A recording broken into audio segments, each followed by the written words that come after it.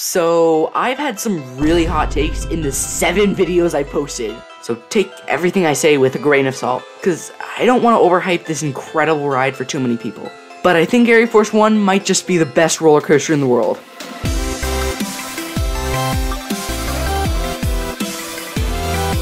Now hold on, before you click off this video, let me explain. Like most people watching this video, I went into Arie Force 1 not knowing exactly what anything was gonna feel like. But I thought it would at least be an upper tier RMC, maybe the best ride in Georgia if it can beat Goliath. But what I got was probably the most intense roller coaster I've ever ridden. But I'm getting ahead of myself. So let's talk about the station building. On both floors, there's pretty good theming. I mean, no Disney or Universal. I mean, duh, it's a fun spot park, what do you expect? But I was pleasantly surprised with it. But my favorite part was definitely how you could see everything that goes on the second floor from down below. It was really cool, and I feel like more parks should do something like this. And when you get up to the station building, they do assign rows, but you can ask to wait for a certain row, and you'll just have to wait a couple extra cycles. Now, some of the ops staple you, but honestly, who cares? Okay, that was a pretty stupid question, because everyone watching this video cares. But it's not like being stapled hurts, and the general public loves getting stapled.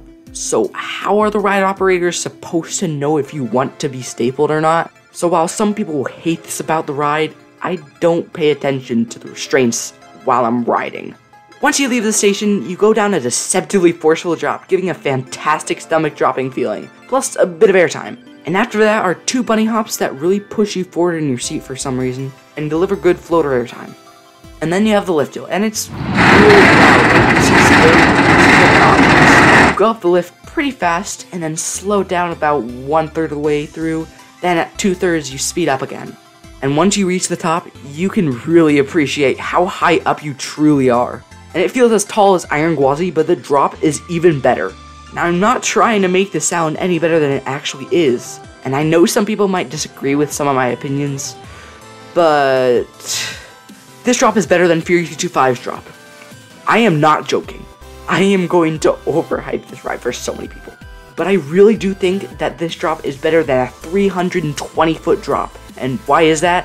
Well, on Fury's drop, since it gives weaker airtime, it's not pulling the back of the train down the drop faster than gravity would normally. Therefore, it doesn't give any stomach dropping feeling. But on the other hand, even though Arie Force 1 has shorter trains than most RMCs, it just pulls you down so fast, and it's very sustained, giving the best stomach dropping feeling I've ever experienced. After the drop is the valley. I mean, obviously. And this POV just does not give this ride any justice. The valleys aren't Montu or Kuma level. I mean, it's an RMC, we're lucky to get any positives, but it's not as far off as you may think, and it's way more forceful than something like Iron Gwazi. In the valley is the only tiny nitpick I have. Because of the force, the ride has the tiniest of rattles, but it's still one of the smoothest coasters I've been on. And this is in no way a complaint, I'm just grasping at straws here for any kind of negative. Nonetheless, it's still there, but it doesn't take away anything. Next up is the Raven Truss dive. Wow, this video is going to take a long time. I've gone through 1 element so far. And this was probably the only element I could kind of imagine in my head what it would feel like beforehand. And that was amazing ejector and really good laterals. Then you have an even more forceful valley than the first, and the first of the smaller airtime hills. And since the beginning of the ride is more focused on sustained ejector, this speed hill gives you an idea for how strong the airtime is going to be later in the ride. Now the whole selling point of this coaster is that it has the longest 0G stall in North America. And on any other coaster, this would be one of its star elements. Especially for me, since I love sustained floater airtime. But since all the other elements are kind of just better, this element is kind of just forgotten when talking about it. But it gives you a moment to catch your breath, which, yeah, you're gonna need it. And it's super fun. It's really sustained. I mean, it's the longest 0G stall in North America. So it's gotta be. And after that short break, you're back to the insanity. Moving on to the Outer Bank, while the one on Iron Gwazi could be classified to some people as floater airtime, there is no doubt that the one on Arie Force 1 gives strong ejector. And it's the same duration, like this ride is insane. And after that is a double up with even stronger airtime. And after that is a 0G roll that doesn't give as good airtime as the Mosasaurus roll, but it's so whippy, I actually got dizzy. I don't even have a joke to think of, because this coaster is just perfect.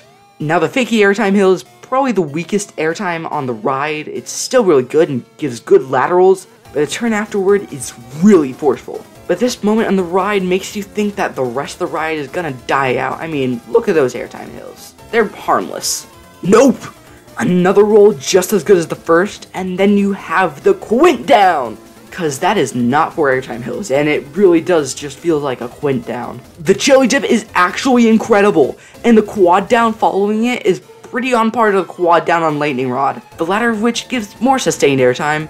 But the one in Arie Force 1 is somehow more powerful. It does not look powerful. This does not look that good, but it's insane. After that, you enter a super forceful brake run, and now you've ridden one of the world's best roller coasters. I never, ever could have imagined how good this ride actually is.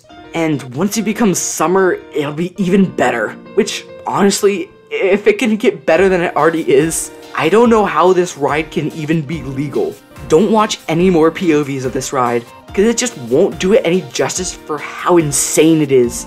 And go ride this coaster that really should not exist. So, if you couldn't tell already, this is my #1 coaster, and it gets an 11 out of 10. Just ride it already. Even going in depth with every element won't be enough to know how incredible it is.